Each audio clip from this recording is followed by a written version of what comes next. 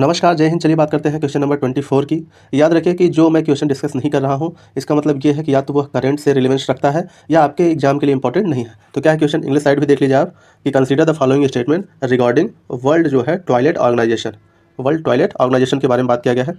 तो देखिए, विश्व शौचालय संगठन भी इसे बोलते हैं। तो पहला है, यह संयुक्त राष्ट्र की एजेंसियों में से एक है। यूनाइटेड नेशन की एक बॉडी है कहा गया है ये। दूसरा, वैश्विक स्वच्छता संकट के समाधान पर कार्रवाई हेतु प्रेरित करने के लिए विश्व शौचालय शिखर सम्मेलन, विश्व शौचालय दिवस और विश्व शौचालय कॉलेज इस संगठन की पहल है। तीसरा, इसके कार्यों का मुख्य लक्ष्य कम विकसित देशों, खास करके विकासशील देशों की खुले में शौच की समाप्ति के लक्ष्य की प्राप्ति के लिए निधि प्रदान करना है। तो इसके एक्सप्लेनेशन को देखते हैं। तो पहला कथन जो था कि यह संयुक्त राष्ट्र की एजेंसियों में से एक है, तो बिल्कुल गलत है ये। क्यों? क्योंकि वर्ल्ड टॉयलेट ऑर्गेनाइजेशन जो है संयुक्त राष्ट्र की एजेंसी नहीं है, बल्कि यह एक नॉन गवर्नमेंट बॉडी या गैर सरकारी संगठन जिसे बोलते हैं वो है, जिसकी स्थापना 2001 में जैक सिम द्वारा की गई थी। ठीक है। दूसरा कथन, विश्व शौचालय शिखर सम्मेलन, विश्व शौचालय दिवस और विश्व शौचालय कॉलेज इसकी पहल है एक, बिल्कुल सही है दूसरा कथन। वर्ल्ड टॉयलेट ऑर्गेनाइजेशन द्वारा वर्ल्ड टॉयलेट समिट आयोजित किया जाता है। वर्ल्ड टॉयलेट डे की शुरुआत WTO ने की थी।